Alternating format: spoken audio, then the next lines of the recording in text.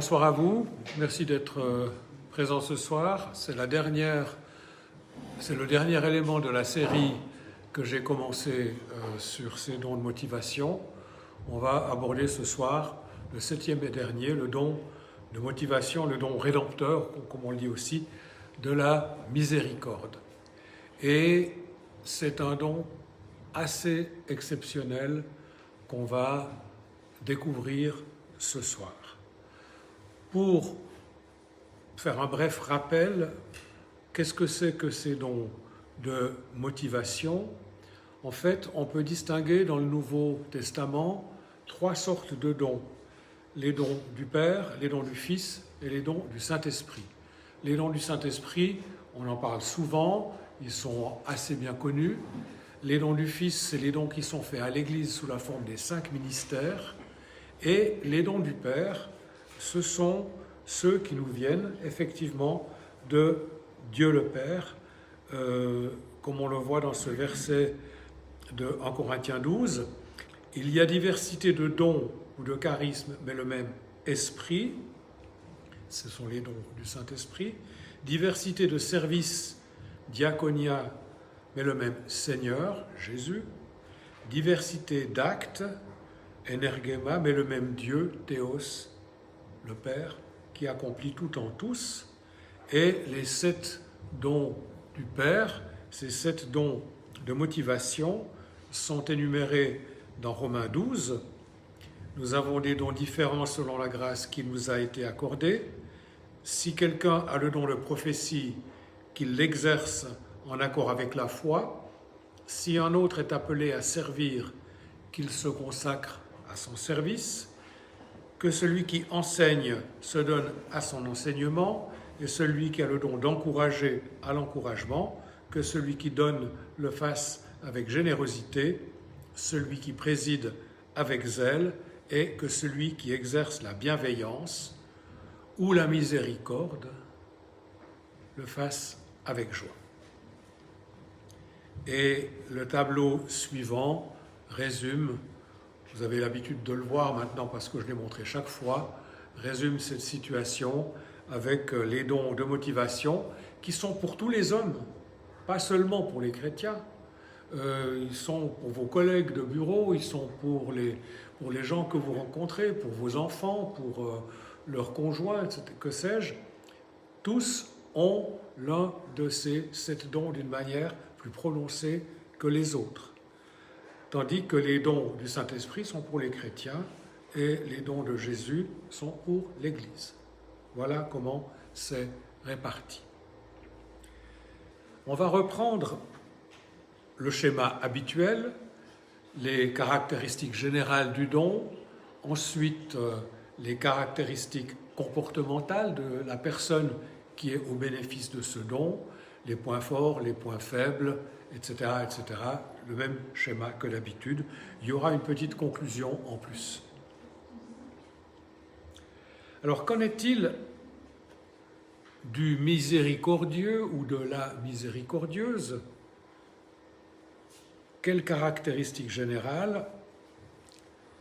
D'abord, on s'aperçoit que ce terme recouvre des termes proches comme la bienveillance, la clémence, la compassion, le pardon parfois, parce que le pardon est un acte de miséricorde. Donc pensez que lorsqu'on parle du don de la miséricorde, ce don comprend ces différents éléments. Ce don est aussi le 7e et d'une certaine manière le joyau de la couronne, le plus beau, le plus exceptionnel. Vous allez comprendre pourquoi tout à l'heure. Donc, le don de la miséricorde, le joyau de la couronne des dons. Et si vous êtes au bénéfice de ce don, eh bien, je pense que ce qui va suivre va vous intéresser. Et si vous n'êtes pas au bénéfice de ce don, mais d'un autre, je vous invite à découvrir ce qu'il est, parce que nous sommes complémentaires les uns des autres, nous sommes appelés à nous ajuster les uns aux autres en reconnaissant qui nous sommes, en reconnaissant les dons que le Père nous a donnés. Au cœur de ce don, il y a l'adoration. C'est vraiment l'ADN du don de la miséricorde. L'adoration, la louange. C'est quelque chose qui est très très important, qui est central chez la personne qui est miséricordieuse. C'est-à-dire que c'est une personne, ici je parle bien entendu du miséricordieux ou de la miséricordieuse mature, qui développe les choses vraiment de manière sanctifiée, c'est une personne qui va dans la présence de Dieu, dans l'adoration, et qui est capable d'amener les autres aussi dans la présence de Dieu. Et vous voyez à quel point c'est précieux, à quel point c'est un don particulièrement saint, j'ai envie de dire. Au miséricordieux, Dieu donne une sagesse particulière, une compréhension plus profonde des choses du Père, des choses de Dieu, puisqu'il a ce contact privilégié avec le Seigneur. Et c'est une personne pour qui le faire, l'activité, c'est moins important que l'être, surtout si c'est être dans la présence du Seigneur. C'est aussi une personne qui a la capacité, souvent, d'exprimer l'adoration, la louange, de manière artistique. Ça peut être par la musique, ça peut être peut-être par la peinture, que sais-je. Il y a des gens qui parviennent par la peinture, par les arts plastiques, à représenter la gloire de Dieu d'une manière tout à fait magnifique. Le miséricordieux a un don particulier pour s'occuper des gens qui ont été blessés. Il est sensible à l'amour. Il parle le langage de l'amour et il rencontre les gens blessés sur ce terrain de l'attention bienveillante donnée aux gens à cause d'une attitude de cœur. Alors il y a souvent des situations pénibles et difficiles chez les gens que le miséricordieux aborde ou rencontre ou accompagne, et il va porter ses fardeaux, ses souffrances, il va aider l'autre à les porter, à aller plus loin, il va le soulager de ses souffrances, en partie en tout cas. Mais c'est aussi une personne qui est facilement blessée. Et quand elle est blessée, elle a de la peine à s'en remettre. Elle est vulnérable de ce point de vue-là. Et parfois, elle développe des structures de protection autour d'elle pour éviter d'être blessée parce qu'elle se sent vulnérable par rapport à ça. Ce qui est bon, ce qui est juste, ce qui est vrai, c'est-à-dire quelques-uns des aspects du caractère de Dieu, c'est quelque chose qui est central pour cette personne. Et ici, qu'est-ce que ça veut dire? Sensible aux parties et à l'ensemble, ça veut dire qu'en fait, dans une situation, le miséricordieux voit tous les éléments et comment ils se raccordent entre eux pour former un tout plus ou moins harmonieux. Il repère les choses qui sont mal alignées et il voit comment il faudrait les mettre dans un meilleur ordre. Il remarque les choses qui ne sont pas à leur place. Et quand les choses sont dans le bon alignement, il le voit aussi, il le dit, et il peut garantir, il peut le constater et le dire à d'autres. C'est une sensibilité un peu différente de celle qu'on a trouvée chez les autres dons, qui n'est pas toujours bien comprise non plus des autres, et parce qu'effectivement, le miséricordieux pense autrement et agit autrement des autres dons. Et son entourage a parfois tendance à essayer de le remettre dans le bon moule ou dans ce qu'il pense être le bon moule, parce que certains traits de ce don peuvent être perçus comme bizarres ou dérangeants.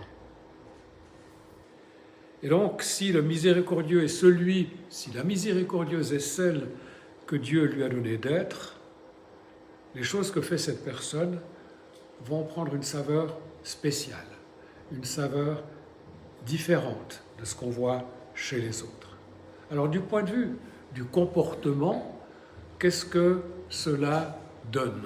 Quelles sont les caractéristiques comportementales du don de la miséricorde? D'abord, c'est une personne qui a peu d'ennemis. C'est quelqu'un qui s'entend bien avec les gens, avec à peu près tout le monde. Qu'on admire, qu'on respecte.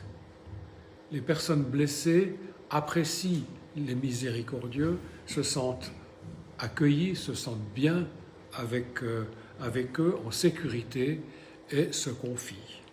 Et se confient parfois d'une manière étonnante. Ils ne dissimulent plus rien.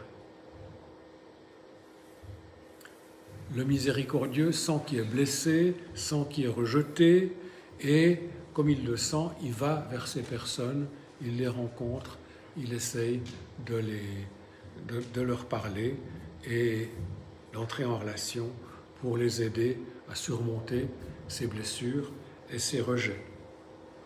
Donc, peu d'ennemis, ça veut dire beaucoup d'amis. Maintenant, des amis intimes, il y en a moins que les amis en général. Ils sont un peu moins nombreux, mais il a quelques amis intimes avec qui il se sent en confiance complète et avec qui il peut être complètement transparent aussi. De tous les dons, c'est le plus sensible, c'est la sensibilité la plus affinée, la plus forte aussi, parce qu'il perçoit des choses de Dieu que les autres ne perçoivent pas de la même manière, ni avec la même intensité. Il est conçu par Dieu pour l'intimité avec Dieu, pour l'intimité aussi avec les autres. Et c'est souvent quelqu'un qui a besoin de contact physique, de hug, de câlin, qui est sensible à cela. On sait que l'apôtre Jean s'est dit quelque part, s'appuyait contre la poitrine de Jésus, ce qui est parfois pris en mauvaise part par des gens mal intentionnés. Et il n'y a vraiment pas de quoi. Jean est vraiment un miséricordieux. Je vais développer ce point tout à l'heure, quand on parlera d'exemples bibliques. C'est Jean, justement, qui va me servir d'exemple de miséricordieux par excellence, en quelque sorte. Le miséricordieux a un accès facile à la présence de Dieu, il connaît le cœur de Dieu, mais il a du mal à expliquer les choses qu'il reçoit, pourquoi telle chose est vraie. Il le ressent, il le sait. C'est clair pour lui, mais c'est plus difficile à expliquer avec des arguments, avec des raisonnements. Ça, c'est pas son rayon. Lorsqu'il est confronté à des changements, c'est difficile.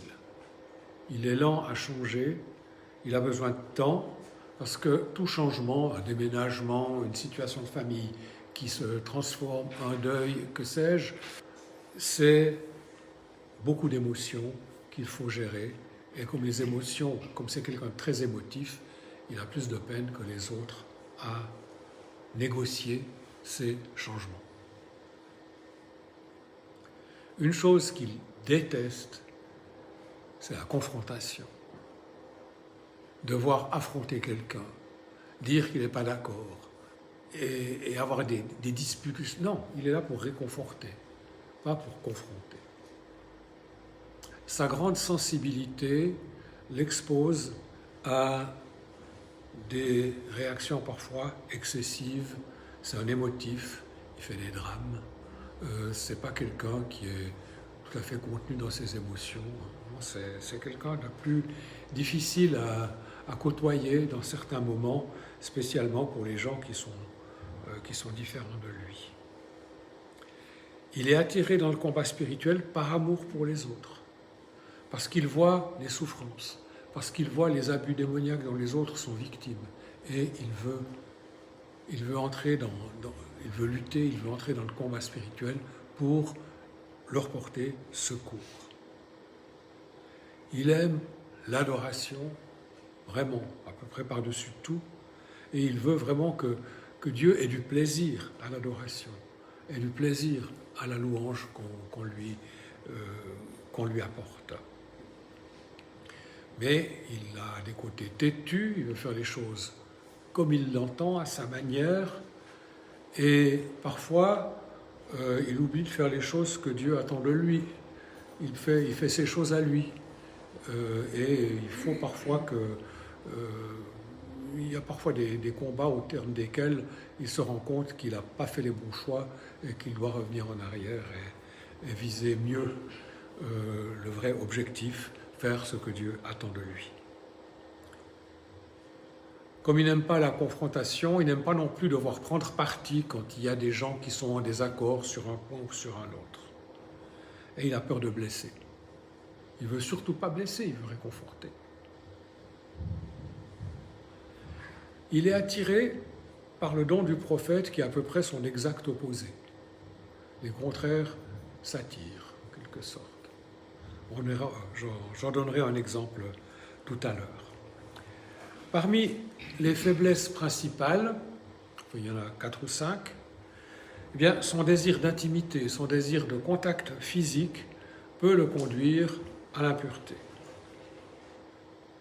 De même, son désir de protéger les autres de la souffrance peut le mener à la permissivité. Mais oui, tu es un pauvre, je comprends, tu souffres, etc. Et puis, il devrait en fait dire, oui, mais regarde où tu en es dans ta vie, il y a des choses que tu as faites et qui ne sont pas correctes, auxquelles tu devrais renoncer. Et ça, parfois, il a de la peine à le dire aux gens de peur de les blesser ou de leur faire du mal. Par désir de les protéger, il peut effectivement être trop permissif. Les compromis aussi, ben justement, c'est le revers du point précédent. Il ne demande pas aux gens de faire ce qui est juste. Et puis, son refus de la confrontation peut le conduire à tolérer des abus, du harcèlement, pour lui-même aussi, parfois, de l'exploitation, parce qu'il accepte que l'injustice continue.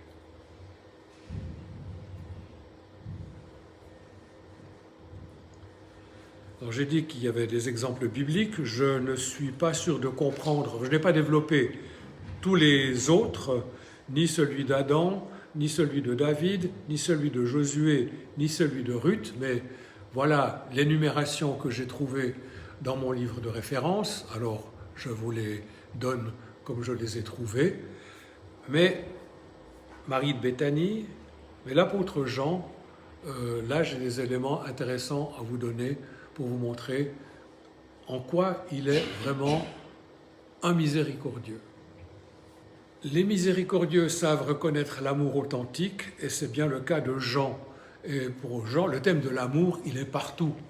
Dans ses épîtres, il parle presque que de l'amour.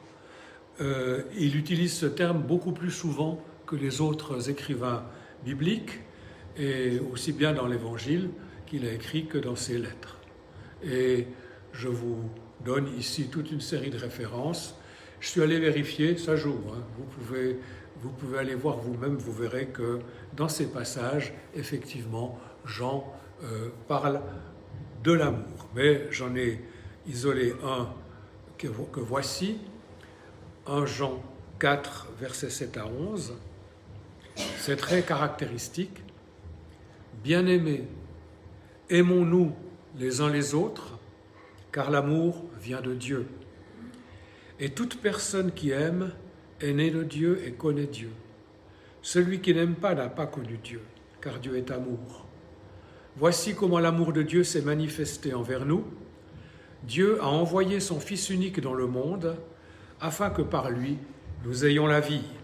Et cet amour consiste non pas dans le fait que nous avons aimé Dieu, mais dans le fait que lui nous a aimés et a envoyé son Fils comme victime expiatoire pour nos péchés.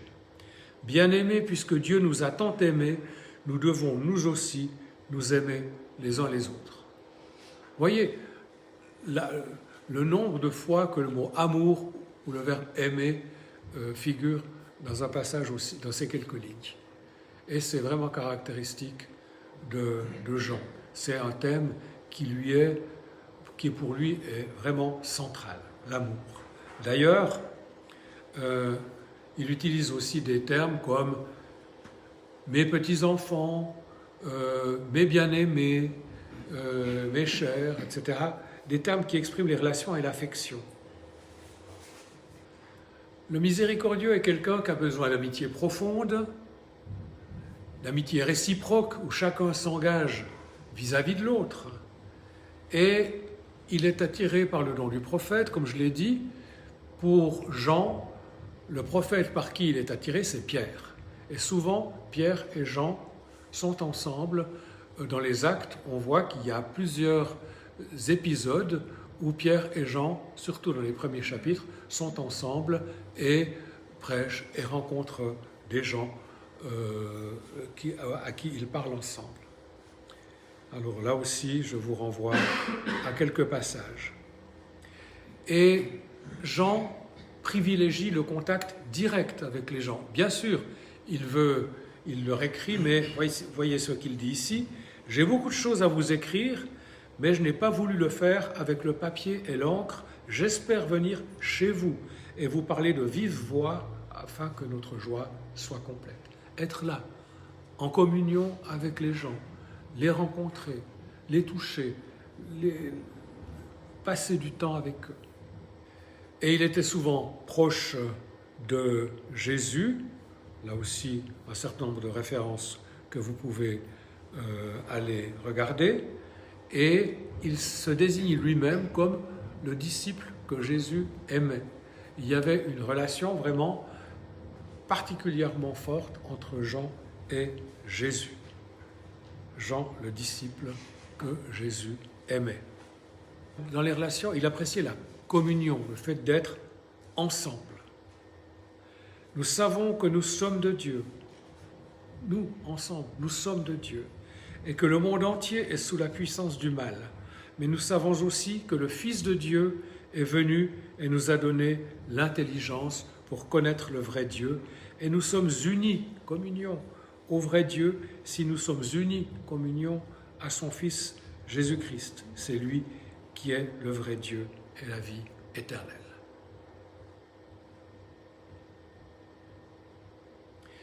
Et quand ceux qu'il aime sont attaqués, le miséricordieux se sent aussi offensé. Ah, il n'est pas du tout indifférent. Et il y a deux moments, où il y a deux épisodes où on voit Jean farouchement protéger Jésus et son ministère. Le premier, c'est quand il lui dit, ici dans Marc 9, 38, « Maître, nous avons vu quelqu'un chasser des démons en ton nom. » Vous ne connaissez pas, hein? Et nous l'en avons empêché parce qu'il ne nous suit pas. Non, il protège le ministère de Jésus. Oui, Jésus lui dit, mais non, c'est pas grave. Mais lui, quand même, il dit, mais c'est pas normal. Il réagit à ça.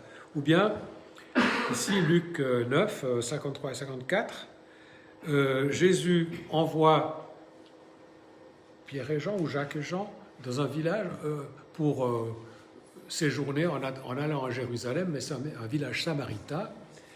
Et on refuse d'accueillir Jésus, parce qu'il va à Jérusalem.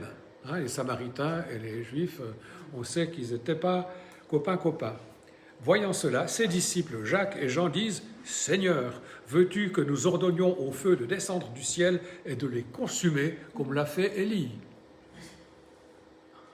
À ce point-là, hein, on voit que vraiment, là, il est tout bouillant et tout fâché de cet épisode.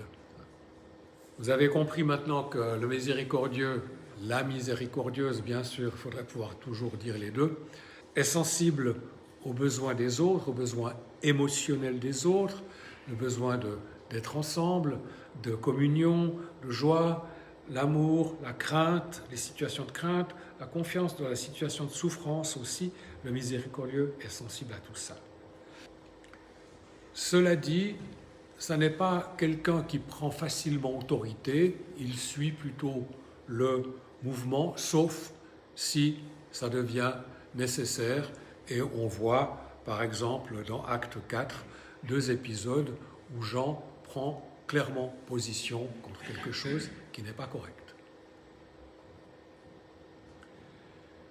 C'est plus important pour lui de parler au cœur qu'à l'intelligence ou à la tête. Celui qui croit au Fils de Dieu possède ce témoignage en lui-même. Et ce témoignage en lui-même vaut plus que tous les raisonnements qu'on peut faire sur Jésus, le Fils de Dieu, oui, comment... Non. Témoignage qu'on reçoit dans son cœur est absolument crucial et plus important que les raisonnements, même les bons raisonnements qu'on peut faire. J'ai dit que l'adoration et la louange étaient dans l'ADN du miséricordieux, et il y a dans l'Apocalypse, écrit par Jean, des descriptions de scènes d'adoration et de louange absolument incroyables. Et là, allez voir, ça vaut la peine, c'est des moments, ça se passe dans le ciel, hein, c'est quelque chose qu'on ne pourrait pas décrire sans avoir eu les révélations que Jean a reçues. Vous voyez ici un miséricordieux par excellence avec Jean. Alors, lui, c'est un miséricordieux mature, à n'en pas douter, hein, mais on peut être miséricordieux et immature. Et ici, je vais faire valoir les points de l'un, la maturité, et les points de l'immaturité. Et voici ce que ça donne. Le miséricordieux accompli, mature, eh bien, c'est quelqu'un qui prend des décisions basées sur des valeurs divines, sur les principes de Dieu, qui sont en accord avec le cœur de Dieu. Et ces décisions, il les prend pour lui-même, il les prend pour les autres, mais c'est sa référence, les valeurs de Dieu, les principes de Dieu, le cœur de Dieu. Il marche dans la miséricorde et le jugement authentique, pas une miséricorde feinte ou un jugement biaisé. Il embrasse la discipline et la douleur dans le cadre du processus de guérison-croissance. Qu'est-ce que ça veut dire? Eh bien, quand Dieu nous envoie des épreuves, eh bien, c'est douloureux, c'est difficile, mais c'est au travers de ces moments-là, au travers de ces épreuves, qu'on peut grandir, que notre foi peut mûrir. Et essayer d'esquiver cela, ou de le contourner, ou de l'éviter, c'est pas bon, parce qu'on reste immature à ce moment-là. Le miséricordieux immature prend des décisions basées sur les sentiments, il ne se tient pas aux valeurs, il veille à rendre les gens heureux avec lui, peu importe comment, en quelque sorte. Il veut que les gens soient bien, oui. Il est miséricordieux. Mais dans son immaturité, il ne se réfère pas aux principes divins. Et lui, il ne fait pas de différence entre la miséricorde authentique et la fausse. Et puis, il a tendance à fuir la douleur, à fuir la discipline de Dieu, et il va aussi essayer de protéger les autres de cela, protéger les autres des conséquences négatives auxquelles leur comportement ou leur péché les a conduits. Et ça, c'est un point qui est vraiment périlleux, parce qu'on a tous besoin d'être confrontés aux conséquences de nos choix, y compris de nos choix négatifs. Et dans l'éducation des enfants, on va le voir aussi, c'est important que les enfants soient confrontés aux conséquences de leur mauvais choix ou de leur mauvaise conduite, pas en leur donnant des coups, mais en les laissant affronter ce qui s'est passé et les conséquences que ça produit. Le miséricordieux mature marche avec une véritable empathie. Il veut conduire les autres à la guérison, au repentir, mais avec beaucoup d'empathie. Ce n'est pas juste des discours, il y a vraiment son cœur qui est avec la personne qui veut conduire à cela. Il agit avec sagesse, il sait qu'il y a certaines limites dans son action, il garde son rang, il est attentif aux autres dons, il a appris à répondre plutôt qu'à réagir, c'est-à-dire que c'est dans une situation de surprise ou de désaccord, il ne va pas se contenter d'une réaction instinctive, il va essayer de trouver les bonnes paroles pour la situation. L'immature pourrait parfois accueillir, par empathie, mais des personnes dangereuses aussi pour lui, qui ne sont pas disposées à la repentance. Parfois, j'ai dit que le miséricordieux peut se retrouver exploité ou bien être l'objet d'injustice. Eh bien, à un moment donné, il faut réagir aussi par rapport à ça. Et quand il est immature, il va peut-être refuser de quitter un emploi où il est exploité, ou une église où il est exploité peut-être aussi, ou bien déconsidéré, ou des relations toxiques. Il devrait les quitter et il hésite à le faire. Il entretient une mentalité de victime pour se justifier, pour dire qu'il a raison de faire ce qu'il fait, même si c'est pas bon, même si c'est mauvais, même si c'est faux. Il a tendance à prendre sur lui les fautes des autres, c'est-à-dire qu'il s'implique là où il n'a pas sa place. C'est pas à lui de faire ça.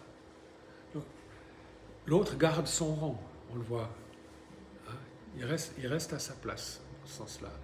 Et il ne va pas se mettre à aller au-delà de ce qu'il doit faire dans son attitude et de se mettre en danger, et en mettant en danger aussi peut-être la personne à qui il essaye de porter secours. Il applique mal son discernement et réagit de manière excessive, etc. Le miséricordieux mature, lui, va discipliner en évitant les extrêmes émotionnels et en permettant à ses enfants, ici, de subir les conséquences négatives appropriées. Il y a une sanction qui doit être appliquée, la sanction doit être appliquée, c'est tout. Mais en évitant les extrêmes émotionnels aussi. Sans se mettre à hurler, sans se mettre dans des états épouvantables. Non, simplement, voilà comment les choses se passent. Il sait qu'il a l'agrément de Dieu, et ayant l'agrément de Dieu, il n'a pas peur des hommes. Il a aussi résolu ses problèmes d'identité, parce que son identité, elle est basée sur sa relation avec le Père. Et plus cette relation est forte, plus elle est bonne, plus il vit dans une plénitude assez exceptionnelle. Il a permis à Dieu de le réengendrer, de le faire naître de nouveau, en quelque sorte, mais de le renouveler par son esprit et d'apporter la guérison à son cœur. Et donc, à partir de là, il reçoit des choses magnifiques de Dieu et il peut les transmettre plus loin. L'immature, lui, ne permet pas la composante appropriée de souffrance dans la discipline de ses enfants, parce que l'amour va suffire. Il est enveloppé dans les opinions des hommes, il veut plaire aux hommes plutôt qu'à Dieu, et il va parfois refuser de prendre ses responsabilités en mettant la faute sur les autres. Il ne prend pas position sur les problèmes, il est indécis lorsqu'il faudrait vraiment se décider, craintif, il manque de sécurité, peu sûr de lui, peur du risque, il n'affronte pas le péché, il fait le caméléon, il veut être bien avec tout le monde, et c'est moche, c'est pas bon pour lui, c'est pas bon pour lui. Le miséricordieux mature trouve un véritable accomplissement dans la connexion d'esprit à esprit avec Dieu. Je crois qu'on commençait à bien comprendre que c'est vraiment là le cœur du don, que c'est vraiment un don exceptionnel. Et comme il atteint ce niveau d'interface avec l'Esprit de Dieu, il peut apporter en quelque sorte la gloire des lieux saints dans des situations humaines, dans les familles, dans l'Église, dans les relations qu'il établit avec d'autres personnes. Et il peut même sanctifier l'environnement dans lequel il entre, le temps, le moment. C'est quelque chose qui est assez extraordinaire. J'y reviendrai tout à l'heure. En revanche, l'immature a tendance à ne pas mettre les bonnes limites à l'intimité, à rechercher l'autosatisfaction sous toutes ses formes, n'a pas d'identité émotionnelle claire et ne peut pas marcher librement dans l'appel de son don. Bon, on verra tout à l'heure quels sont les points qu'il faudrait observer pour la personne immature pour sortir de ces pièges et parvenir à une maturité nouvelle dans sa vie. Il blâme les circonstances extérieures pour l'état d'agitation où il est, c'est pas sa faute. Il reste dans le besoin plutôt que de devenir donneur de vie. Le miséricordieux mature, lui, révèle le cœur de Dieu aux autres. Il révèle le véritable plan rédempteur de Dieu pour l'homme. Il embrasse l'Esprit de Dieu, les voies de Dieu, la vérité de Dieu, le cœur de Dieu. Tout cela, c'est quelque chose qu'il saisit. Repensez à Jean, dont je parlais tout à l'heure. Et il sait aussi qu'il n'y a pas de véritable miséricorde sans jugement. On ne peut pas tout accepter. Que la miséricorde doit aussi aller de pair avec le souci des valeurs de Dieu et de ses normes. L'immature, lui, il est motivé par la peur, par les sentiments. Il marche dans le fruit de l'esprit contrefait, fait semblant parfois. Son immaturité autorise la corruption, la souillure. Il joue pour la mauvaise équipe. En fait, c'est comme si sur le terrain de foot, il jouait avec l'équipe d'en face, quoi. Il cherche son identité auprès des autres, dans la culture de son temps, plutôt qu'en Dieu. Et voilà. Toute médaille a son revers, et le don de la miséricorde est une médaille exceptionnelle, et le revers peut être très lourd aussi. Alors si maintenant j'en viens à la série des 7, les 7 jours de la création, les 7 meubles du tabernacle, les 7 noms de l'Éternel, les 7 lettres aux églises dans l'Apocalypse, qu'est-ce que ça donne? Eh bien, le 7e jour de la création, repos. Le repos de Dieu. Le 7e jour, Dieu mit un terme à son travail de création. Il se reposa de toute son activité le 7e jour. Dieu bénit le 7e jour et en fit un jour saint, parce que ce jour-là, il se reposa de toute son activité, de tout ce qu'il avait créé. Le repos est ce jour du repos, le 7e jour de la création, dans lequel on se trouve encore, en quelque sorte. Il est béni. Dieu a béni le temps, a sanctifié le temps. Et la miséricorde, voilà, on va le redire, c'est le joyau de la couronne de la création de Dieu, le don le plus complexe. Au cœur de la miséricorde, l'âme de la miséricorde, être. Le 7e jour, Dieu est. Il a cessé de créer de faire. Et les miséricordieux se reposent en Dieu. Ils sont dans ce repos, ils accèdent à ce repos de Dieu, à la présence de Dieu. Et on voit, avec cette image du 7e jour, que si le miséricordieux peut agir de bien des manières, pour lui l'essentiel, c'est d'être avec Dieu, en communion avec Dieu, de jouir de la présence de Dieu.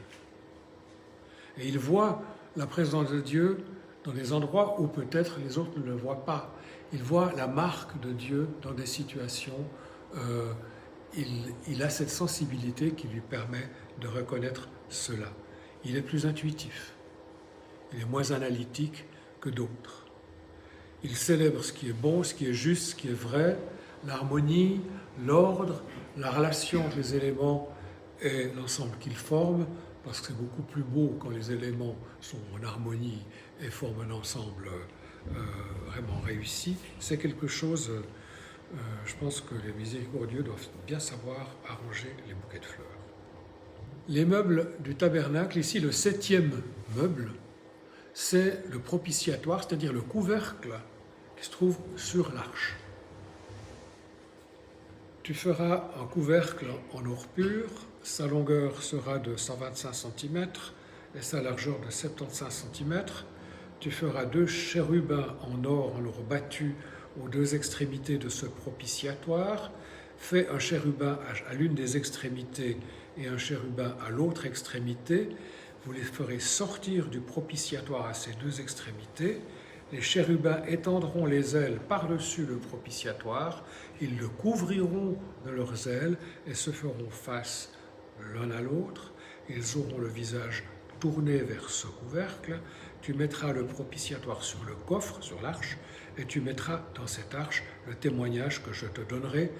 C'est là que je te rencontrerai du haut du propitiatoire, entre les 2 chérubins placés sur l'arche du témoignage. Je te donnerai tous mes ordres pour les Israélites, dit Dieu à Moïse. C'est là que Moïse rencontre Dieu et va lui parler comme on parle à un ami. Il avait des dialogues avec Dieu, une proximité avec Dieu qui est à nul autre pareil. Alors c'est une magnifique promesse, cette possibilité d'accéder à Dieu, à sa présence, à son esprit, de recevoir des choses de lui. Et le propitiatoire, c'est ce point de rencontre entre Dieu et les humains. Les humains sont forcément imparfaits, mais là, c'est un endroit, une interface où c'était possible à certains hommes, quand même bien sanctifiés, d'être en présence de Dieu sans être détruits par cette présence. Alors on peut dire dans ce sens-là que le miséricordieux, il peut passer du monde des humains communs, du monde perdu, du monde impur, jusqu'à l'endroit où Dieu réside, et il peut vivre dans ces 2 mondes.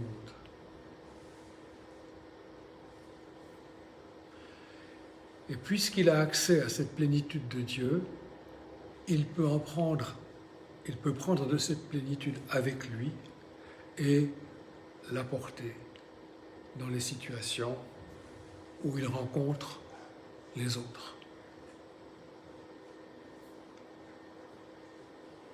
Cette bénédiction est sensible quand quelqu'un qui arrive dans un endroit en transforme le climat spirituel par sa présence. Parce qu'il transporte avec lui justement quelque chose de la présence de Dieu. Moi, j'ai ressenti cela quelquefois, ici aussi, dans cette salle, lorsque entrait quelqu'un, ça pouvait être un prédicateur, je n'avais pas vu entrer, mais qu'est-ce qui se passe? Il y a quelque chose de différent, l'air n'est plus pareil, il y a une forme de présence différente. Puis, voilà la personne qui arrive et qui vient avec cette onction sur elle. concernant les 7 noms de l'Éternel, le 7e ici se trouve dans Ézéchiel, Jéhovah Shama, Yahvé Shama, l'Éternel est ici, la présence de Dieu.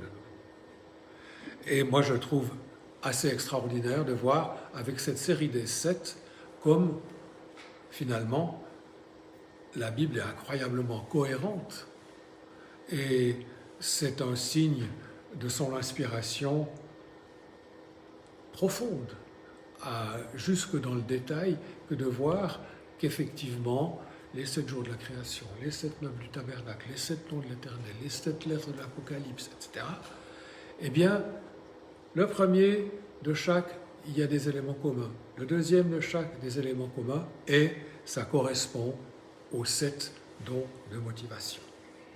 Ça éclaire les 7 dons de motivation. Alors, dans Ézéchiel, à la fin d'Ézéchiel, il y a une description d'une ville nouvelle, d'un lieu assez extraordinaire, un territoire. Il voit quelque chose qui est à venir et qui va devoir être réparti entre les 12 tribus d'Israël.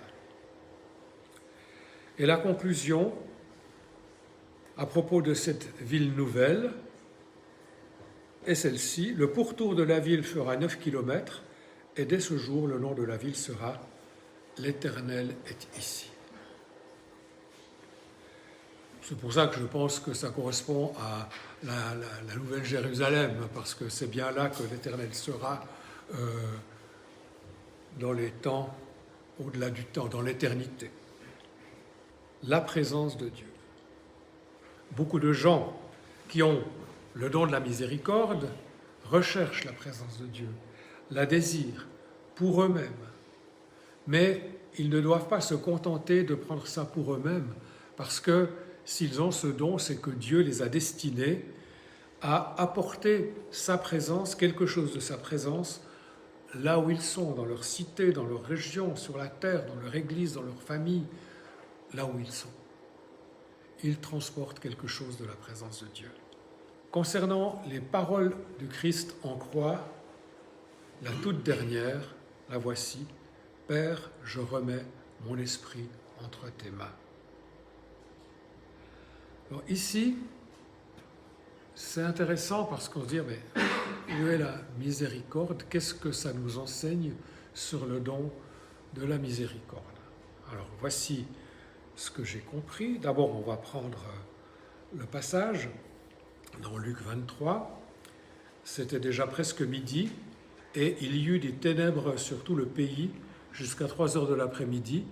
Le soleil s'obscurcit et le voile du temple se déchira par le milieu.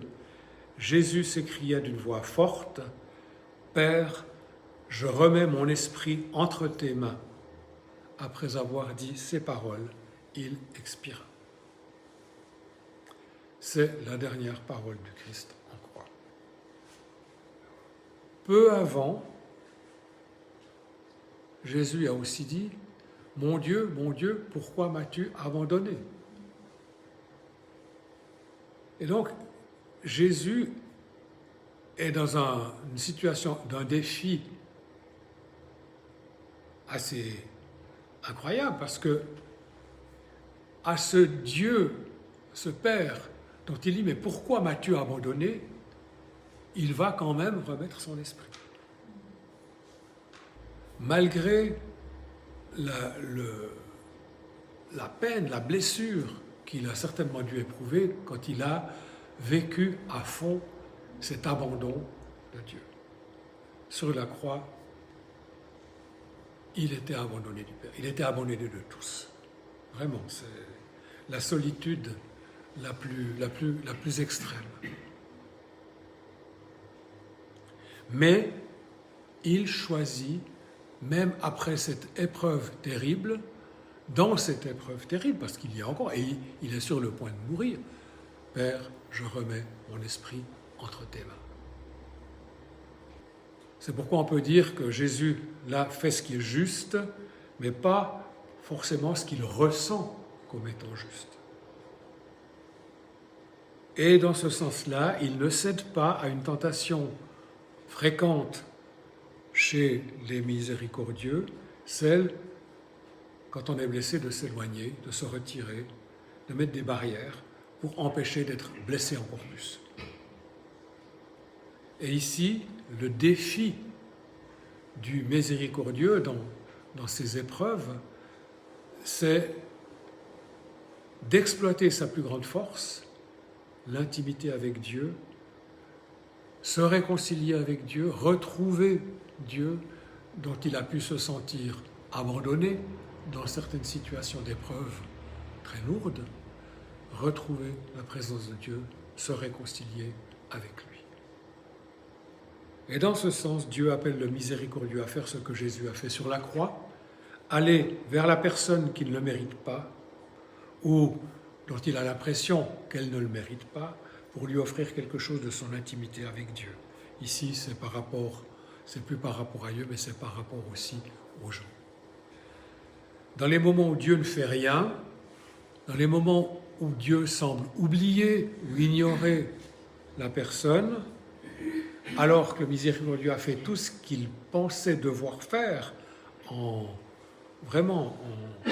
pour se conformer à la volonté de Dieu, il y a tout à coup une période de désert terrible, eh bien, il doit choisir de se rapprocher de Dieu plutôt que de se retirer. Mais vous voyez à quel point ça peut être difficile, et à quel point c'est un défi qui est dur à relever, mais qui doit l'être. Lettre à cette église, et ici on tombe sur la lettre à l'église de Laodicée, écrit à l'ange de l'église de Laodicée, voici ce que dit l'Amen, le témoin fidèle et véritable, l'auteur de la création de Dieu. Je connais tes œuvres, je sais que tu n'es ni froid ni bouillant, si seulement tu étais froid ou bouillant. Ainsi, parce que tu es tiède et que tu n'es ni froid ni bouillant, je vais te vomir de ma bouche. En effet, tu dis, je suis riche, je me suis enrichi et je n'ai besoin de rien, et tu ne sais pas que tu es malheureux, misérable, pauvre, aveugle et nu. Je te conseille donc d'acheter chez moi de l'or purifié par le feu, afin que tu deviennes vraiment riche, des vêtements blancs, afin que tu sois habillé et qu'on ne voit plus la honte de ta nudité, ainsi qu'un remède à appliquer sur tes yeux, afin que tu vois. Moi, je reprends et je corrige tous ceux que j'aime. Aie donc du zèle et repens-toi. Voici, je me tiens à la porte et je frappe. Si quelqu'un entend ma voix et ouvre la porte, j'entrerai chez lui. Je souperai avec lui et lui avec moi. Le vainqueur, je le ferai asseoir avec moi sur mon trône, tout comme moi aussi j'ai vaincu et me suis assis avec mon Père sur son trône. Que celui qui a des oreilles écoute ce que l'Esprit dit aux églises. Comment est-ce qu'on va raccorder ça avec le don de la miséricorde? C'est bien comme ceci. Tu es malheureux, misérable, pauvre, aveugle et nu, je te conseille donc d'acheter chez moi de l'or purifié par le feu, afin que tu deviennes vraiment riche, des vêtements blancs, afin que tu sois habillé et qu'on ne voit plus la honte de ta nudité, ainsi qu'un remède à appliquer sur tes yeux, afin que tu vois. Moi, je pense que ça décrit le miséricordieux qui est devenu complètement immature et qui se fait reprendre ici par le Seigneur. L'or purifié par le feu, c'est le caractère qui est produit par l'endurance, le travail dur, le zèle, à la ressemblance, quand on vise la ressemblance avec le Seigneur. Et voilà ce que peut représenter ce qu'il faut acheter. C'est un caractère beaucoup plus fort, beaucoup plus résolu. Les vêtements blancs, ce sont les bonnes actions des saints, si j'en juge par Apocalypse 19, 8, en effet, le fin lin, ce sont les œuvres justes des saints. Donc, le caractère, les bonnes actions et le baume pour les yeux, le remède, le collier, afin de voir, pour voir que les choses du monde spirituel sont plus importantes que celles du monde naturel. Au fond, voilà comment il faut soigner ta situation d'immaturité, parce que tu t'es laissé aller. Tu as ce don, tu as la possibilité d'être proche de Dieu et tu l'as laissé en jachère, tu t'en es désintéressé, tu as été blessé, puis tu as dit zut, puis voilà. Ici, voilà les étapes en quelque sorte que le Seigneur met devant toi pour retrouver sa présence. Alors le miséricordieux peut se tromper, il peut rechercher le confort du monde matériel, naturel, il peut tiédir, il peut se dire mais je veux faire plaisir aux gens, alors que son don vise l'excellence du caractère, ce caractère qui ne se développe pas dans la facilité mais au travers des difficultés, comme on l'a vu déjà juste à l'instant. Et Dieu a voulu que le miséricordieux recherche l'excellence avec un caractère éprouvé, fasse beaucoup de bonnes actions, contemple les trésors qu'il lui montre dans le monde spirituel pour forger son caractère et son discernement. Et il y a des promesses magnifiques dans ce passage. Voici, je me tiens à la porte et je frappe. Si quelqu'un entend ma voix et ouvre la porte, j'entrerai chez lui, je souperai avec lui et lui avec moi. L'intimité avec Dieu. Dieu désire cette intimité, il frappe à la porte. Le vainqueur, regardez, je le ferai asseoir avec moi sur mon trône. Comme tout, moi aussi, j'ai vaincu et je me suis assis avec mon Père sur son trône, que celui qui a des oreilles écoute ce que l'Esprit dit aux églises. Le trône, c'est la royauté, c'est la domination, régner avec le Christ. Et encore une fois, l'appel du miséricordieux, apporter sur terre ce qu'il reçoit dans l'intimité avec Dieu, apporter un bout de ciel sur la terre, tout en continuant de désirer ardemment les choses à venir. Donc, vous voyez, c'est une lettre assez sombre, cette lettre va te vomir de ma bouche, attention, mais il y a un chemin de rédemption. Le potentiel est incroyable. Mais le don est exceptionnel et les exigences sont à la mesure de ce don d'exception. Alors, si je résume ici les caractères principaux du miséricordieux et de la miséricordieuse, principe fondamental, l'accomplissement, l'épanouissement. Forteresse démoniaque, l'autosatisfaction. Racine d'iniquité, l'obstination. Vertu essentielle, plaire à Dieu et pas aux hommes. Et puis, autorité du miséricordieux, sanctifier le temps par la bénédiction en connaissant le cœur de Dieu. Et son droit de naissance, ce qui va avec son don, c'est vivre en dominant le péché et les circonstances malsaines, libérer la sainteté et la gloire de Dieu dans leur environnement, être tout le temps dans la présence de Dieu, célébrer Dieu dans tous les aspects de la vie. Voilà la carte d'identité, en quelque sorte, du miséricordieux. Alors, que faut-il faire? On l'a déjà vu avec la lettre à l'église de Laodicée, mais voici encore quelques points pour plaire à Dieu et non à l'homme, surmonter la fausse miséricorde, apprendre à autoriser la composante appropriée de la souffrance et les conséquences négatives dans la vie des autres, en particulier les membres de la famille, surmonter la tentation de plaire aux hommes plutôt qu'à Dieu, apprendre à répondre au lieu de réagir de manière excessive aux personnes, aux conflits, aux changements. Reconnaître la différence entre la persévérance et l'entêtement, apprendre à affronter les autres, à leur fixer des limites, en surmontant l'esprit de la mentalité de victime. Et puis encore ceci, marcher au repos, marcher vers le repos en quelque sorte, apprendre à être plutôt qu'à faire. Embrasser la douleur de la discipline de Dieu en sachant que l'amour apporte la vie. Surmonter la tendance à l'autosatisfaction et au faux confort. Trouver son accomplissement dans la relation avec Dieu. Vivre selon des principes justes au lieu d'une éthique situationnelle tiède. Parce que le bien, c'est le bien, le mal, c'est le mal. Et on ne transige pas avec les principes de Dieu. En guise de conclusion, et ceci c'est quelque chose qui à mon avis vaut pour tous les dons de motivation, je vous laisse avec ces quelques éléments. Ce qui est visé, c'est l'accomplissement. Dans différents registres, l'accomplissement de l'enseignant n'est pas le même que celui du donateur pas le même que celui du miséricordieux, etc.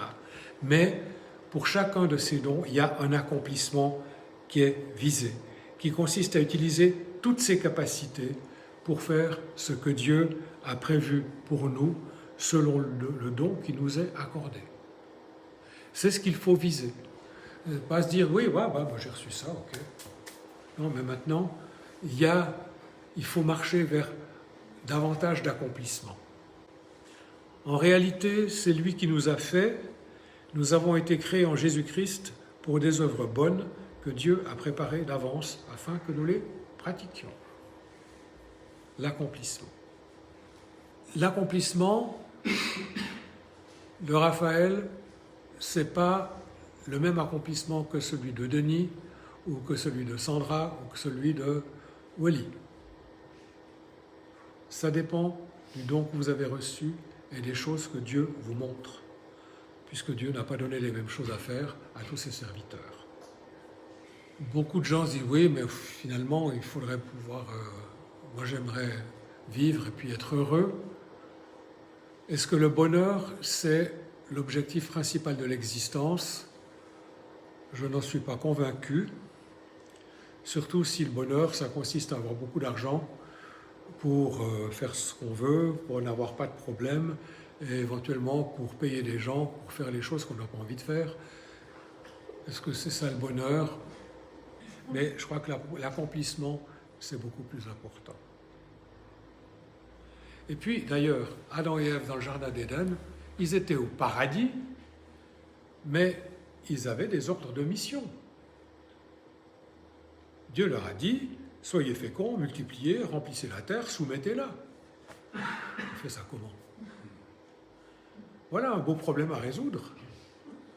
Et donc, ils n'ont pas été mis au paradis terrestre comme on met quelqu'un en vacances sur une île paradisiaque. Non, pas du tout. Il y avait une action à accomplir. Adam a dû donner un nom aux animaux aussi, par exemple. Il y a du boulot, il y a des accomplissements à vivre. Pour vivre l'accomplissement, il faut s'emparer des problèmes que Dieu met devant nous et les résoudre. Et comme ça, on progresse, comme ça, on grandit. Et on ne choisit pas forcément les problèmes. Mais on peut choisir de se mettre au travail pour les résoudre. Alors le diable, lui, il fait exactement tout ce qu'il faut pour que les gens ne développent pas leur véritable identité. Et il nous occupe à plein de choses futiles, et c'est frustrant, c'est pas épanouissant, on est loin de l'accomplissement, on s'ennuie, on n'est pas content, on est malheureux. Moi, je suis venu afin que les brebis aient la vie et qu'elle l'ait en abondance, dit Jésus. Et c'est la conclusion de cette série sur les dons de motivation. Vous êtes ces brebis et Dieu veut que vous ayez la vie en abondance, que vous viviez ces accomplissements avec les choses qu'il vous donne, le don de motivation qu'il vous a données et les situations, les problèmes auxquels vous êtes confrontés et qui font partie des bonnes œuvres qui ont été d'avance préparées pour vous afin que vous les pratiquiez. Priez quand même pour savoir si c'est vraiment celle-là plutôt qu'une autre, parce qu'il faudrait peut-être évidemment ne pas tomber dans le travers qui consiste à s'activer à des tas de choses mais qui ne sont pas les bonnes. Alors pour ça, nous devons découvrir qui nous sommes, quels problèmes nous sont donnés à résoudre, aiguiser notre talent pour les résoudre, jouir de la vie en travaillant aux problèmes et aux situations que Dieu nous a confiées personnellement. Et je vous laisse avec cette question. Quel est donc votre don de motivation? Alors quand ce sera en ligne, mais c'est déjà le cas pour les 2 derniers épisodes, il y a le lien vers un questionnaire que vous pouvez remplir et qui devrait vous aider à découvrir ou reconnaître ou vérifier quel est votre don de motivation. Vous voyez, le livre, vous êtes conçu pour l'épanouissement. Voilà la traduction du titre. Conçu pour l'épanouissement. Et la main qui est là, c'est la main de Dieu peut-être. Et puis il y a 7 pièces de puzzle qui sont chacun des 7 dons de motivation. Et si ce sont des pièces de puzzle, c'est qu'il faut les assembler.